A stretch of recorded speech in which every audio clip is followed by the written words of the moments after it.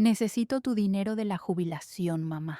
Esas fueron sus palabras, 6 palabras exactas, lanzadas al aire de la cocina con una frialdad que partió en dos el calor de la mañana y, de paso, me partió a mí. Ni siquiera levantó la mirada de la pantalla brillante de su teléfono, sus dedos moviéndose con rapidez, como si nuestra conversación fuera una interrupción molesta.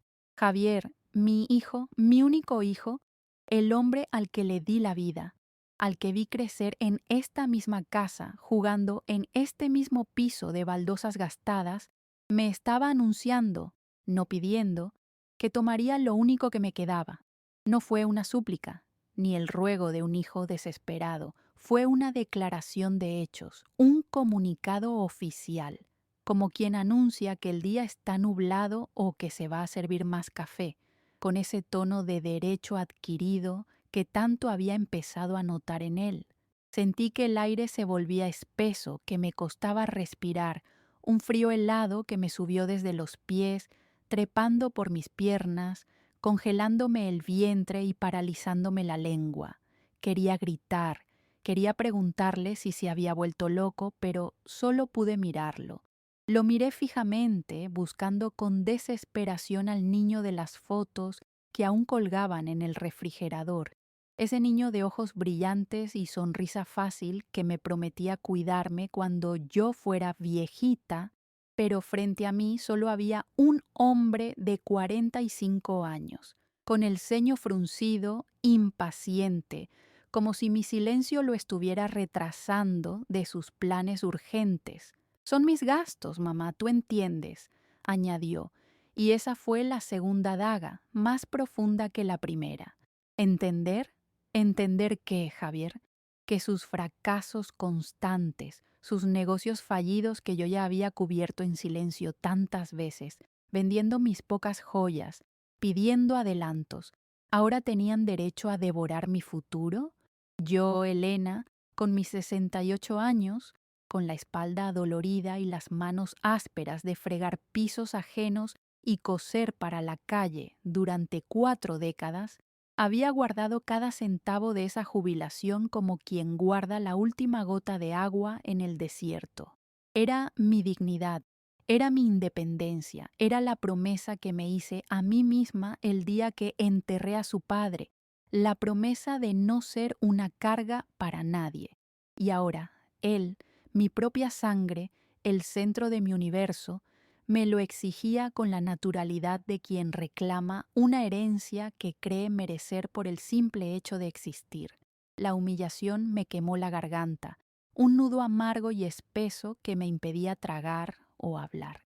Él no veía a su madre, veía un obstáculo, una caja fuerte que guardaba su dinero, y en esa mirada fría y calculadora, en esa indiferencia cruel, entendí que el hijo al que yo había criado, o al menos el que yo creía haber criado, ya no existía frente a mí.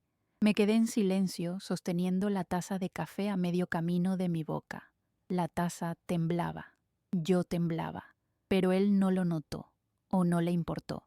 Siguió hablando, su voz era un zumbido monótono que llenaba la cocina, hablando de una inversión que no podía esperar, de una oportunidad de oro que esta vez sí, mamá, lo cambiaría todo. Eran las mismas palabras que había usado el año pasado, cuando necesitaba dinero para ese negocio de importaciones que terminó en nada, y las mismas que usó el año anterior, para esa aplicación móvil que nunca funcionó. Cada fracaso suyo había sido un golpe a mis ahorros, pequeñas grietas que yo justificaba, que tapaba con mi amor ciego. Es joven, está intentando, me decía a mí misma.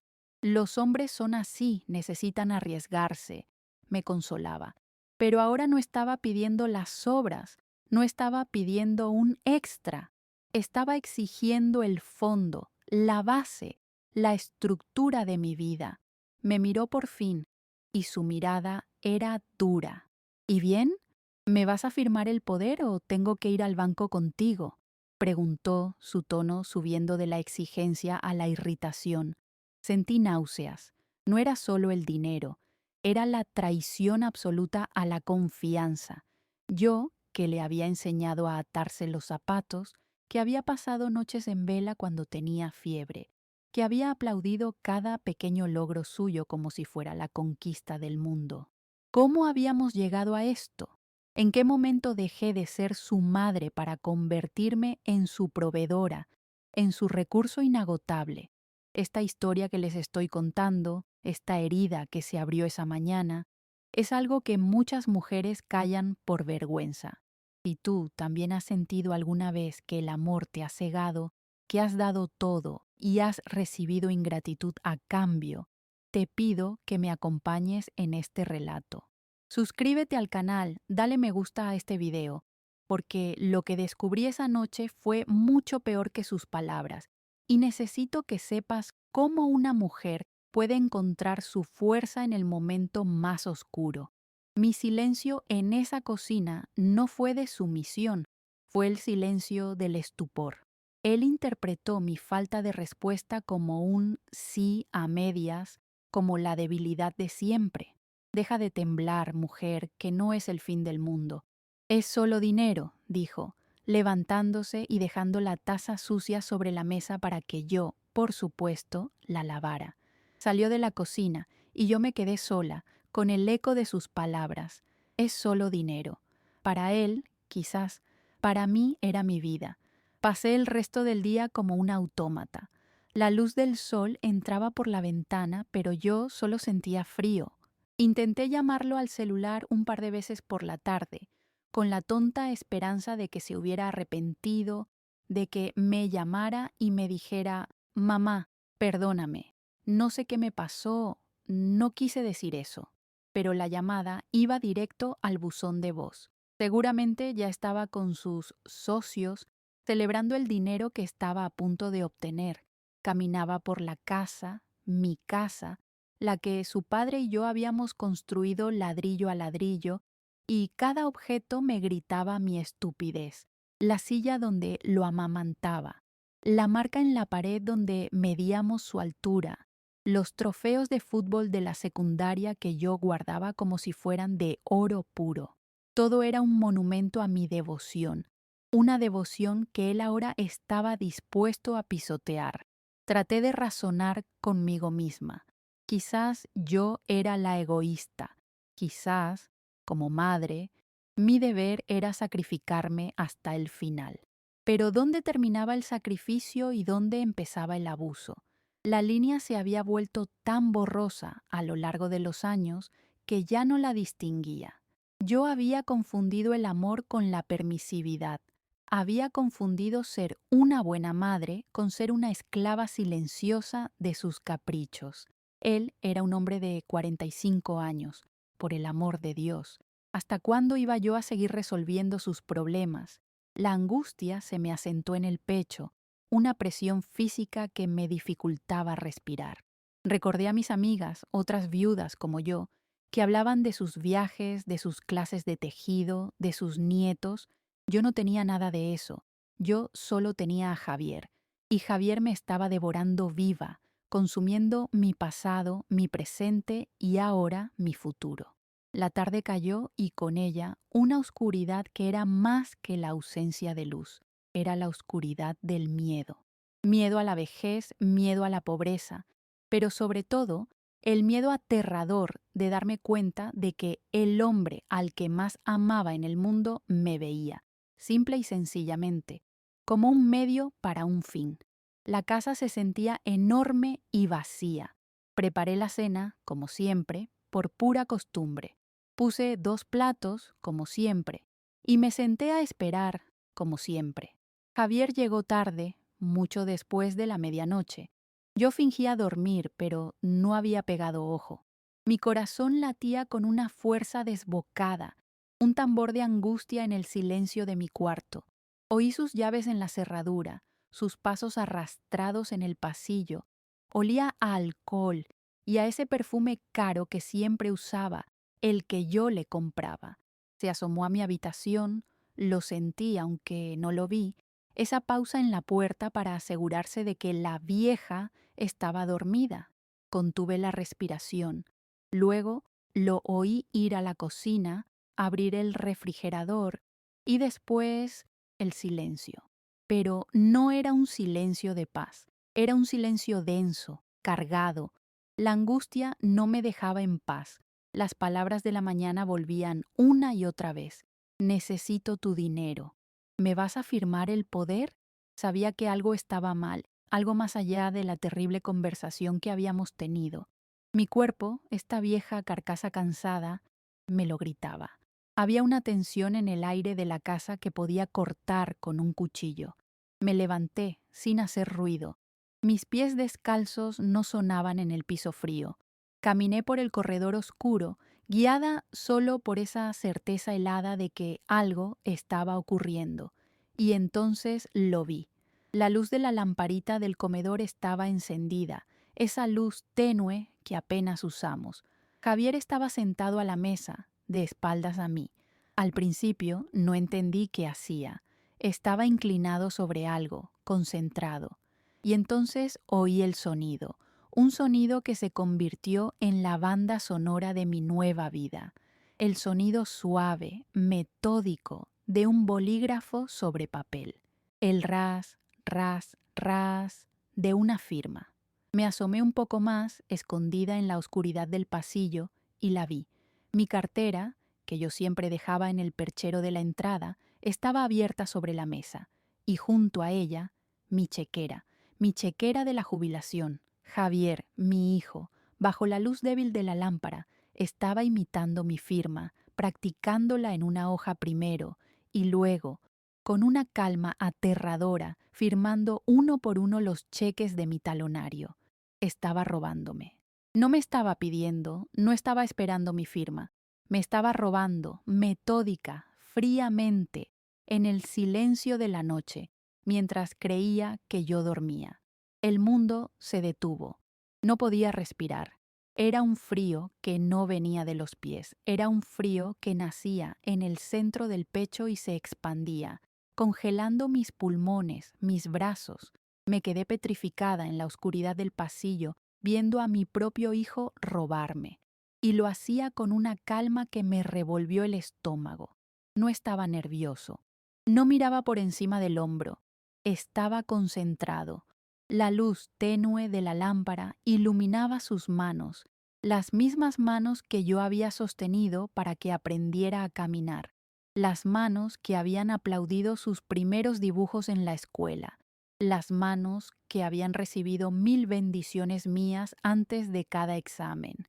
Esas manos ahora se movían con una destreza metódica, ágil, profanando mi nombre, mi firma, mi identidad.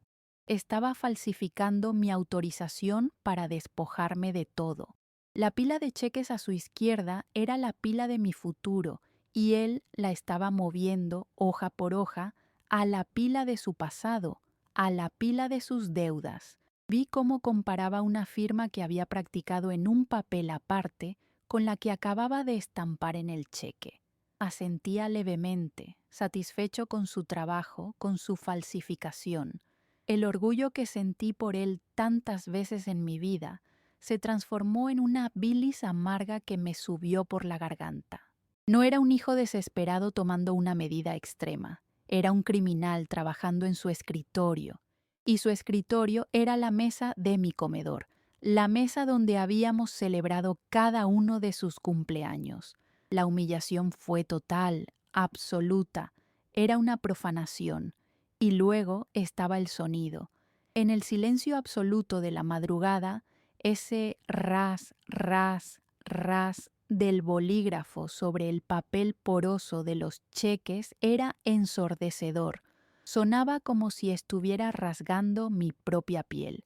Cada trazo de la pluma era un corte. Cada vez que escribía Elena Morales, era una sentencia. Era el sonido de la traición en su forma más pura.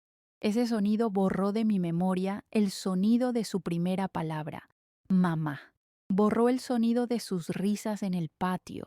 Borró todas las promesas de yo te cuidaré que me había hecho. En ese momento, en esa oscuridad, solo existía ese rasguido metódico, el sonido de la ingratitud, el sonido de un hijo que había decidido que la vida de su madre, su seguridad, su paz, valían menos que sus deudas, menos que sus caprichos. Me tapé la boca con la mano para ahogar el gemido que quería escapar. Mis rodillas amenazaban con ceder. Me apoyé contra la pared fría del pasillo y el frío de la pared fue lo único que me mantuvo en pie. Me di cuenta de que ni siquiera estaba llorando. El shock había secado mis lágrimas. Era un dolor tan profundo, tan visceral, que estaba más allá del llanto. Era una fractura interna. Era el momento exacto en que mi corazón, el corazón de una madre, se partió, pero no se deshizo, se partió y se endureció, como un trozo de carbón bajo una presión insoportable, convirtiéndose en algo duro, frío y afilado como el diamante. Lo observé por lo que pareció una eternidad. Vi cómo llenaba cheque tras cheque. No ponía cantidades pequeñas para disimular. Estaba vaciando la cuenta. Ponía el límite.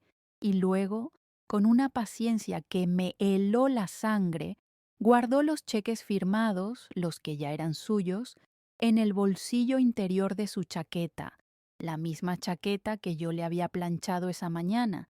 Guardó el bolígrafo, cerró la chequera con cuidado, metódicamente, y la volvió a poner dentro de mi cartera.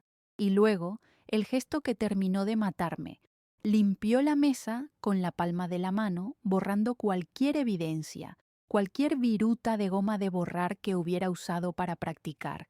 Se aseguró de que todo estuviera exactamente como yo lo había dejado, como si no hubiera pasado nada, como si el robo fuera un acto cotidiano, una tarea administrativa más. Se levantó, estiró la espalda, bostezó y apagó la luz del comedor, sumiéndome de nuevo en la oscuridad total.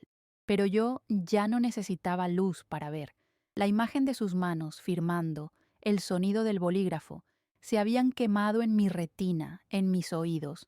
Era la única verdad que existía. El hijo que yo había amado con cada fibra de mi ser ya no existía. En su lugar, había un hombre calculador, un parásito que había esperado a que su madre durmiera para desangrarla financieramente. Y la calma con la que lo hizo me dijo todo lo que necesitaba saber. No había remordimiento, no había culpa, solo había necesidad, su necesidad. Y yo era el recurso para satisfacerla. Me quedé inmóvil en el pasillo hasta que oí la puerta de su habitación cerrarse y el clic de su cerrojo. ¿Cerraba con cerrojo? ¿En su propia casa? ¿O era para que yo no entrara? ¿O tal vez para proteger los cheques que acababa de robar? La ironía me habría hecho reír si hubiera podido sentir algo más que este vacío helado. Arrastré mis pies de vuelta a mi cama, pero no me acosté. Me senté en el borde, en la oscuridad de mi cuarto. La mujer que se había levantado de esa cama una hora antes, angustiada por las palabras de su hijo, ya no existía. Esa mujer estaba muerta. La había matado Javier con su bolígrafo. La que estaba sentada ahora en el borde de la cama era otra persona. Era Elena, no la mamá de Javier. Era Elena Morales, una mujer de 68 años a la que le acababan de robar no solo el dinero de su jubilación, sino la ilusión más grande de su vida. La impotencia era un sabor a metal en mi boca. Podía ir a su cuarto, golpearle la puerta, gritarle ladrón, infame, desagradecido. Podía llamarlo y enfrentarlo. ¿Y qué? Lo negaría. O peor, lo justificaría. Me llamaría exagerada. Me diría que era nuestro dinero. Me manipularía como siempre lo había hecho, haciéndome sentir culpable por tener lo que él necesitaba. No, el enfrentamiento directo, los gritos, las lágrimas, eso era lo que él esperaba, eso era lo que él sabía manejar. Mi dolor, mi histeria, eran su campo de juego. Pero esta nueva mujer, esta Elena que nació en el pasillo oscuro, no iba a llorar, no iba a gritar, iba a pensar. La humillación de esa mañana en la cocina palidecía en comparación con esto. La exigencia verbal había sido un insulto. El acto de la falsificación en la madrugada era una declaración de guerra. Era la prueba definitiva de que, para él, yo ya no era una persona, era un cajero automático. Un cajero automático que, cuando se negaba a dar el dinero, simplemente se forzaba, se abría con violencia, aunque esa violencia fuera el trazo silencioso de una firma falsificada. Me di cuenta de que yo había permitido esto. Yo, con mis silencios, con mis justificaciones, con mi amor incondicional que él había confundido con estupidez incondicional. Yo le había enseñado que no había consecuencias. Le había enseñado que mamá siempre estaría ahí para limpiar sus desastres, para pagar sus errores, para sacrificar su propia comodidad por la de él. Es solo dinero, había dicho él, y tenía razón, pero no como él pensaba. Era solo dinero, pero era mi dinero. Era mi dignidad, era mi derecho a una vejez tranquila, y él no iba a quitármelo. No así, no en la oscuridad, no mientras yo respirara. El peso de la injusticia era tan grande que me aplastaba, pero en lugar de hundirme, me compactó, me volví sólida. La tristeza blanda se evaporó y dio paso a una determinación fría, clara como el hielo. Él había hecho su movimiento. Ahora era mi turno. Pasé las siguientes horas, esas horas lentas y grises antes del amanecer, mirando la línea de luz que se colaba por debajo de mi puerta. No estaba planeando una venganza. La venganza es un acto caliente, pasional, y yo estaba helada. Lo que yo estaba planeando era justicia, era supervivencia. Él había usado el silencio de la noche para atacarme. Yo usaría el silencio de mi conocimiento para defenderme. Él creía que yo era débil, una anciana somnolienta y fácil de manipular. Había subestimado fatalmente a la mujer que le había dado la vida. Había confundido mi paciencia con estupidez. Había confundido mi amor de madre con falta de carácter. Y ese iba a ser su error fatal.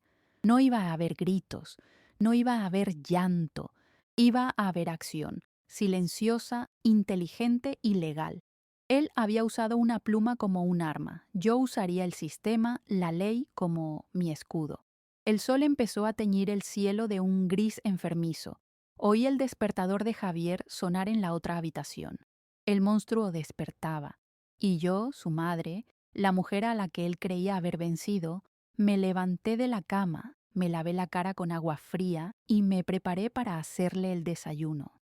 La calma con la que bajé las escaleras, la firmeza con la que abrí el refrigerador, la precisión con la que puse el café en la cafetera, me asustó incluso a mí misma. La mujer que temblaba 24 horas antes había desaparecido. En su lugar había una guerrera, y mi campo de batalla iba a ser esa cocina antes de moverme al banco. Javier bajó a desayunar como si nada. Eran las 8 de la mañana. Yo ya estaba en la cocina con el café colado, mi mano no temblaba, el corazón no me latía desbocado, sentía un vacío frío, una calma operativa que me asustaba y me fortalecía al mismo tiempo. Puse su taza frente a él, la que dice «Mejor hijo del mundo», una broma cruel del destino.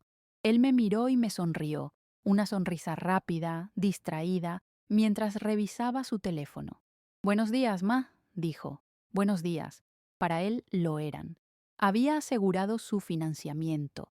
Había resuelto sus problemas con mi dinero, falsificando mi firma en la oscuridad.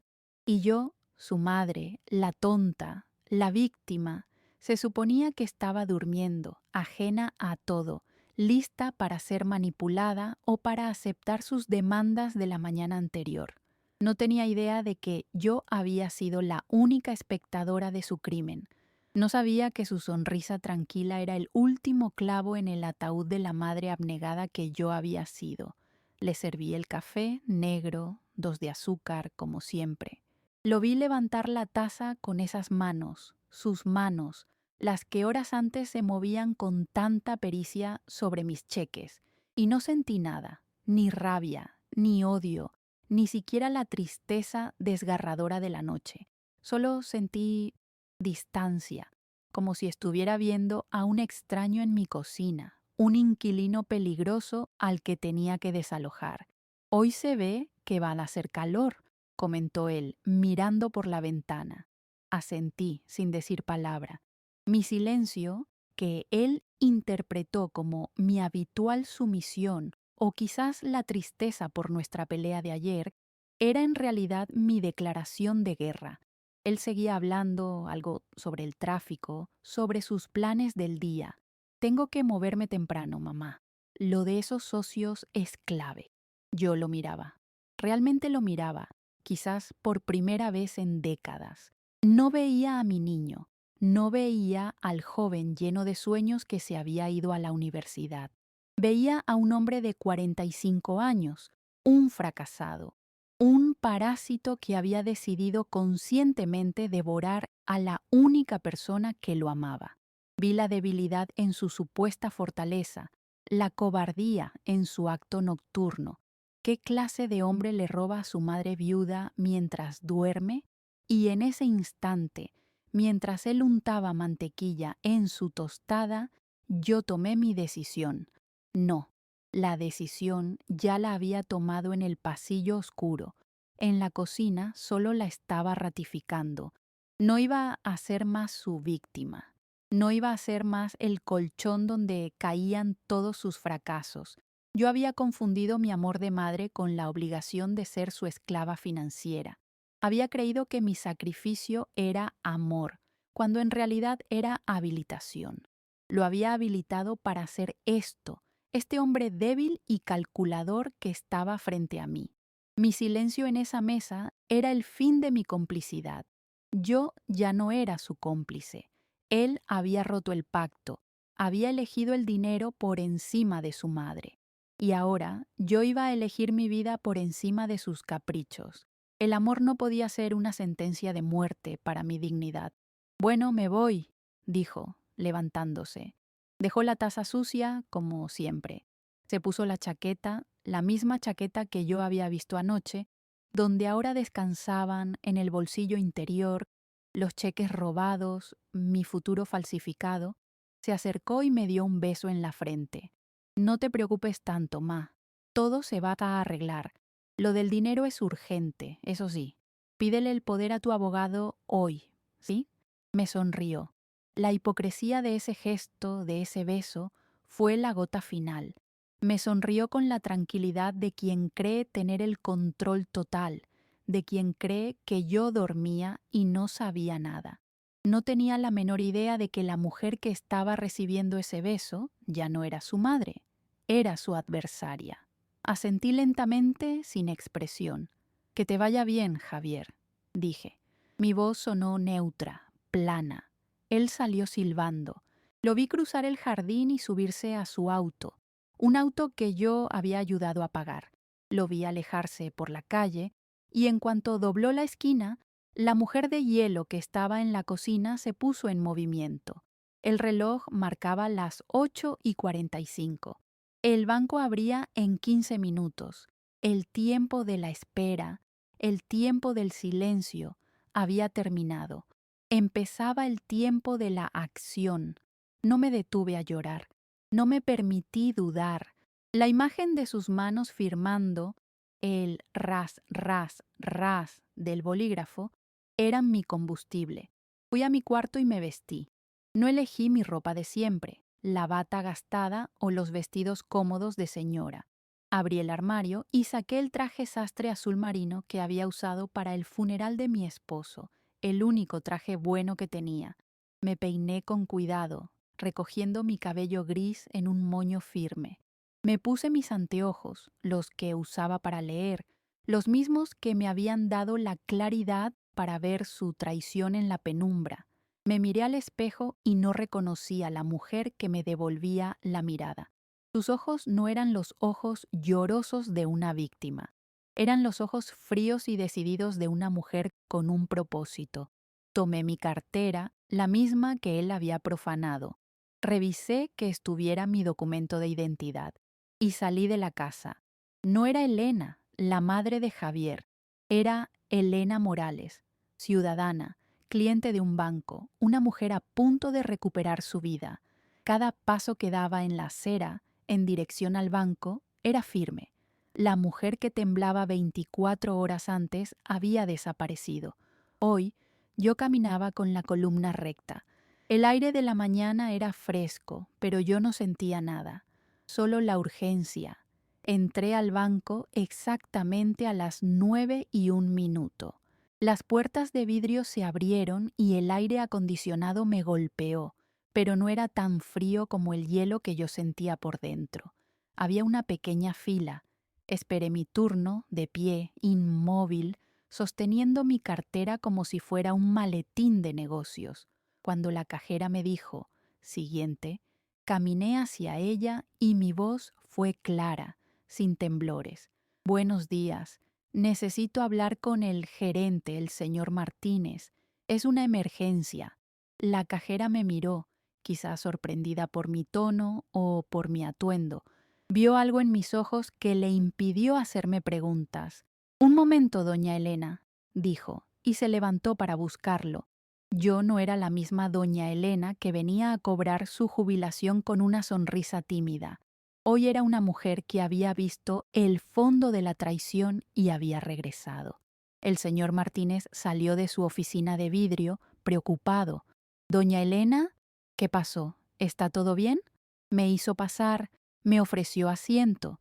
«Gracias, señor Martínez, pero estoy bien», dije, sentándome derecha. «Vengo por 3 cosas y necesito que se hagan en este preciso orden y con total discreción». Él asintió, su rostro volviéndose serio al notar mi tono.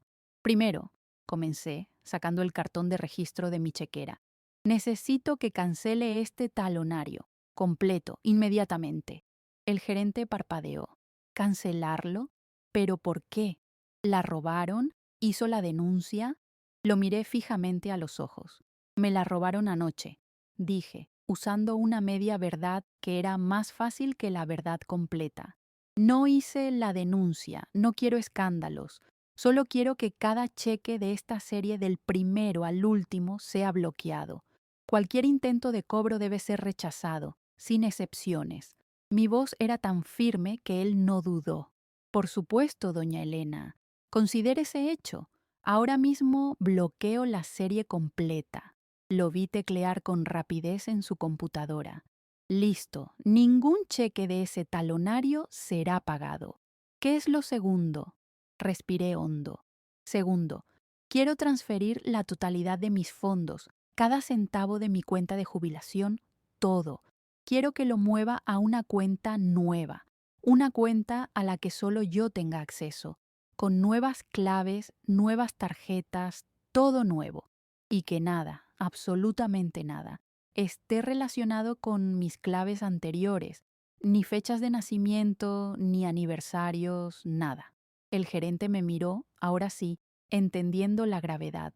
«Doña Elena, esto suena serio. Por supuesto. Abriremos una cuenta blindada para usted ahora mismo».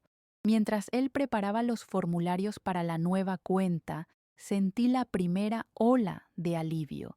Era como si estuviera cerrando una compuerta, conteniendo una hemorragia.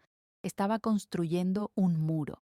Firmé los papeles con mi firma real, la que él había intentado imitar tan torpemente. Sentí que estaba firmando mi liberación, mi dinero, el sudor de 40 años de trabajo, el legado de mi esposo se estaba moviendo. Se estaba alejando de sus manos codiciosas, de su bolsillo, de sus deudas. Estaba volviendo a mí. «La cuenta está creada, doña Elena», dijo el gerente. «Su dinero está transferido y seguro. La tarjeta nueva llegará a su domicilio en 3 días, pero cualquier retiro puede hacerlo en caja conmigo personalmente». Asentí. «Gracias. Ahora lo tercero». Él me miró expectante. «Necesito un extracto bancario, detallado, de los últimos 6 meses». Mi voz bajó un poco. Esto era lo más doloroso. La frialdad con la que Javier había actuado anoche me había sembrado una duda terrible. ¿Era esta la primera vez? ¿O solo la primera vez que yo lo descubría? La calma, la pericia. Eso no era de un novato. Necesitaba saber la verdad completa. El señor Martínez me entregó el fajo de papeles calientes de la impresora. Aquí tiene, doña Elena. No quise volver a casa para revisarlos. Salí de su oficina y me senté en una de las sillas de espera del lobby del banco. El lugar estaba tranquilo. Me puse mis anteojos. Mis manos, ahora sí, temblaban un poco. Empecé a leer, línea por línea, mes por mes. Al principio todo era normal, mis gastos de supermercado, los servicios, la farmacia. Pero entonces en el tercer mes lo vi. Un retiro, un cajero automático. A las 2:17 de la madrugada, 100. Luego, la semana siguiente, otro, 200. Seguí pasando las páginas. Los retiros se volvían más frecuentes, 100 aquí, 300 allá, y luego transferencias, pequeñas transferencias electrónicas a cuentas que yo no reconocía, pago de servicio, transferencia a tercero, cantidades pequeñas, diseñadas para no llamar la atención, 50, 80, era un goteo, un desangramiento lento, constante. Mi hijo me había estado robando durante meses, pequeñas cantidades, usando mi tarjeta de débito mientras yo dormía y volviéndola a poner en mi cartera antes de que yo despertara. La misma táctica de anoche, pero en cámara lenta. La prueba estaba allí, impresa en tinta negra. El robo de anoche no fue un acto de desesperación, fue la escalada de un ladrón que se había vuelto codicioso. El aire se me escapó de los pulmones. El dolor fue agudo, una puñalada física. Pero detrás del dolor vino una confirmación terrible y liberadora. Ya no había espacio para la duda. Ya no había espacio para la culpa materna, para el quizás yo lo presioné. No, él era un ladrón metódico y habitual. Y yo había sido su víctima ciega y voluntaria. Doblé los papeles del extracto bancario con una precisión quirúrgica. Los guardé en el bolsillo interior de mi chaqueta. Esos papeles eran mi armadura. Eran la respuesta a la pregunta que él inevitablemente haría. ¿Por qué, mamá? Ahora yo tenía la respuesta. La respuesta era que él no era un hijo que cometió un error. Era un criminal que había sido descubierto. La tristeza se solidificó, convirtiéndose en una rabia fría y tranquila. Ya no había nada que perdonar, solo había que protegerse. El plan estaba completo, había cortado la hemorragia, había asegurado mi futuro, y ahora tenía la prueba de su traición pasada. Volví a casa caminando. La casa se sentía diferente. La llave giró en la cerradura y el sonido fue metálico y definitivo. Ya no era el nido que compartíamos, era mi propiedad, y él era una amenaza que vivía dentro. Entré y todo estaba en silencio. Su taza de café sucia seguía en el fregadero. La tomé y la lavé. Limpié la cocina, ordené la sala, y luego me senté en el comedor, en la misma silla donde él se había sentado horas antes a falsificar mi firma. Puse mi cartera sobre la mesa, a la vista, y esperé. Sabía que no tardaría. Él había dicho que lo de sus socios era urgente. Los cheques que llevaba en el bolsillo eran para pagar una deuda inmediata. En algún momento de ese día intentaría cobrarlos o se los daría a alguien que intentaría cobrarlos. Y el sistema le diría no. La trampa estaba puesta. El teléfono del banco estaba silenciado. El mío también. El reloj de la pared hacía un tic-tac rítmico. Tic-tac, tic-tac. Cada segundo era un golpe de martillo, construyendo la pared entre mi antigua vida y la nueva. Estaba tranquila. La adrenalina de la mañana había dado paso a una calma tensa, expectante. Estaba lista para la confrontación. Por primera vez en mi vida, yo tenía el control y no lo iba a soltar. Pasó la hora del almuerzo. Silencio. Pasaron las 3 de la tarde, las 4. El sol empezó a bajar y las sombras se alargaron en el comedor. No encendí las luces. Me quedé en la penumbra. igual que había estado en la penumbra del pasillo la noche anterior, pero esta vez la oscuridad era mi aliada. Yo era la que esperaba, la que observaba. Cada auto que pasaba por la calle hacía que mi corazón diera un vuelco. Cada frenazo. Sabía cómo sería. No entraría pidiendo perdón. Entraría furioso. Entraría como un animal herido, culpándome a mí por la trampa en la que él solo se había metido. El silencio de la casa era pesado, opresivo, cargado de electricidad. Era la calma antes de la tormenta. Yo era el pararrayos, firme, esperando la descarga. Mi respiración era lenta y profunda. Ya no había miedo, solo una certeza absoluta de que lo que venía era necesario. Era el final de la farsa. Era el comienzo de mi paz. Y entonces ocurrió. Eran casi las 7 de la noche. La oscuridad era casi total. Oí el chirrido de sus llantas frenando bruscamente frente a la casa. El portazo del auto retumbó en la calle. Luego, el sonido metálico y violento de la llave en la cerradura. Forcejeó. La puerta se abrió de golpe, golpeando contra la pared del pasillo. Sus pasos eran pesados, furiosos. ¡Mamá!, gritó. Su voz era irreconocible. No era mi hijo, era un hombre desesperado, un rugido de rabia. ¡Mamá! ¿Dónde estás? Entró en el comedor, que estaba oscuro, y me vio. Vio mi silueta sentada tranquilamente a la mesa. Se detuvo en seco, desconcertado. Esperaba encontrarme en la cocina, quizás. No me esperaba allí, en la escena del crimen, esperándolo. ¿Qué hiciste?, gritó. Su voz se rompió. No preguntó, ¿qué pasó? Preguntó, ¿qué hiciste? La acusación era la confesión. Él sabía que yo sabía. Encendí la lámpara que estaba sobre la mesa. La misma lámpara que lo había iluminado a él horas antes. La luz bañó su rostro. Estaba descompuesto, rojo de furia, con los ojos inyectados en sangre y una vena latiendo en su frente. «¡Fui al banco!», gritó, avanzando hacia mí, golpeando la mesa con el puño. Los vasos temblaron. Yo no. «¡Los cheques! Me dijeron que no tienen fondos, que la chequera está cancelada. ¿Qué hiciste? Me dejaste en ridículo, me van a matar. ¿Dónde está el dinero?». Y entonces, la frase que lo sentenció. «¿Dónde carajos está mi dinero?». «Mi dinero», dijo, reclamando lo robado como si fuera suyo por derecho. Lo dejé gritar. Dejé que todo el veneno saliera. Dejé que su pánico y su rabia llenaran la habitación. Su máscara de hijo encantador y preocupado se había disuelto por completo. Frente a mí solo estaba el ladrón, furioso porque su víctima había asegurado sus bienes. Sostuve su mirada, sin pestañear. Dejé que el silencio se alargara después de su grito, un silencio tan pesado que casi se podía tocar.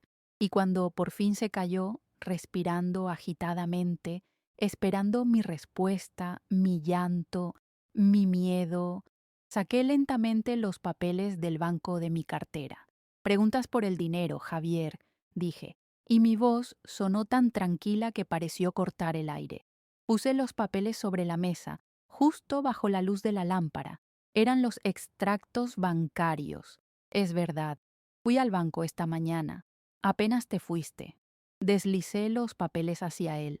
Pero no fui solo a cancelar los cheques. Fui a ver esto.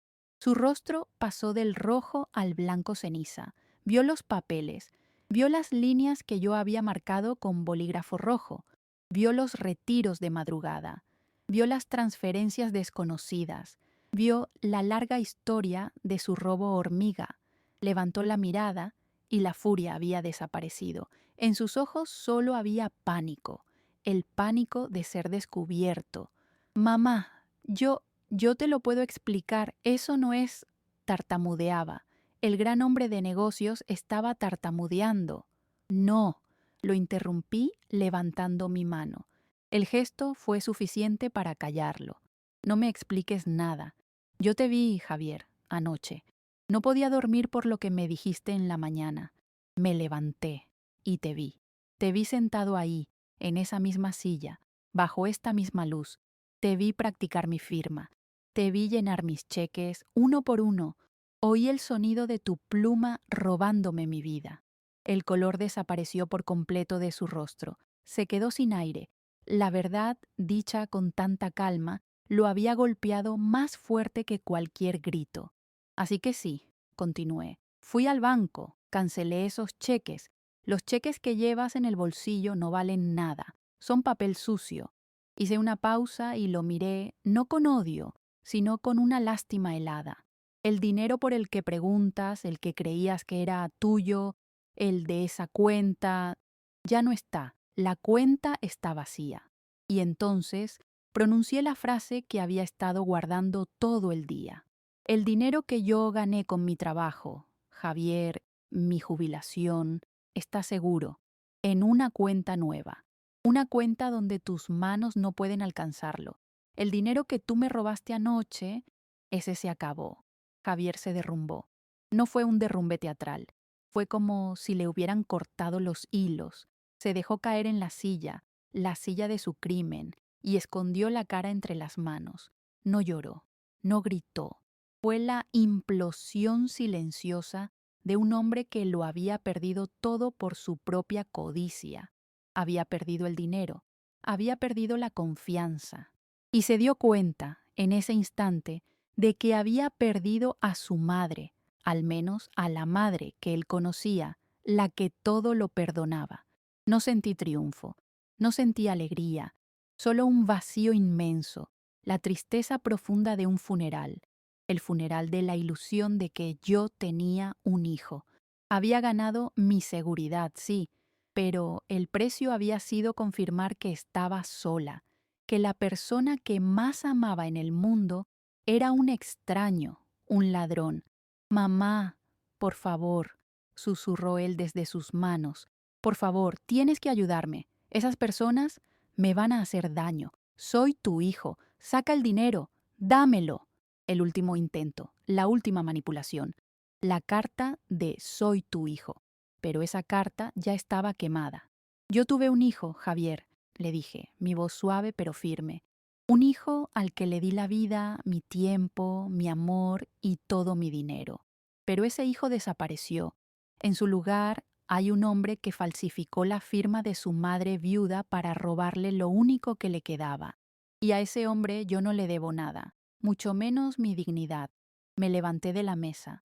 El acto de ponerme de pie fue simbólico. Yo estaba erguida, él estaba encorvado. Tus deudas son tuyas, tendrás que enfrentarlas. La mamá que pagaba tus errores se acabó anoche, a las 3 de la madrugada, para ser exacta. Él no dijo nada más. Se quedó ahí, inmóvil, mirando la mesa, mirando los extractos bancarios que eran la prueba de su traición. Quizás estaba calculando cuánto tiempo llevaba robándome. Quizás estaba pensando en las consecuencias que ahora tendría que enfrentar solo. Yo, por mi parte, sentí que me quitaba un peso de 100 kilos de encima. La justicia se había hecho, no en un tribunal, no con policías, lo cual habría sido mi vergüenza final. Se había hecho en mi comedor, bajo mi lámpara. La verdad había salido a la luz, y la verdad me había hecho libre. Había ganado. Había protegido lo mío. Había ganado sin un solo grito, sin un solo insulto. Había ganado con la verdad y con la calma. Él me subestimó. Confundió mi amor con estupidez, y ese fue su final. Recogí los extractos bancarios de la mesa.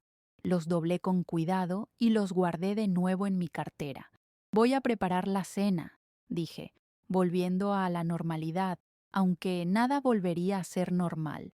Puedes comer si quieres, pero el tema del dinero está cerrado, para siempre.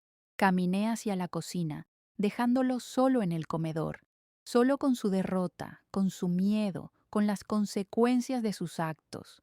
No hubo más gritos, no hubo más súplicas, solo el sonido de mis pasos yendo a la cocina y el silencio pesado de la verdad que por fin ocupaba el aire de mi casa. Han pasado meses desde esa noche. Javier sigue viviendo aquí. No pude echarlo. Sigue siendo mi sangre. Y verlo en la calle habría sido un castigo para mí, no para él.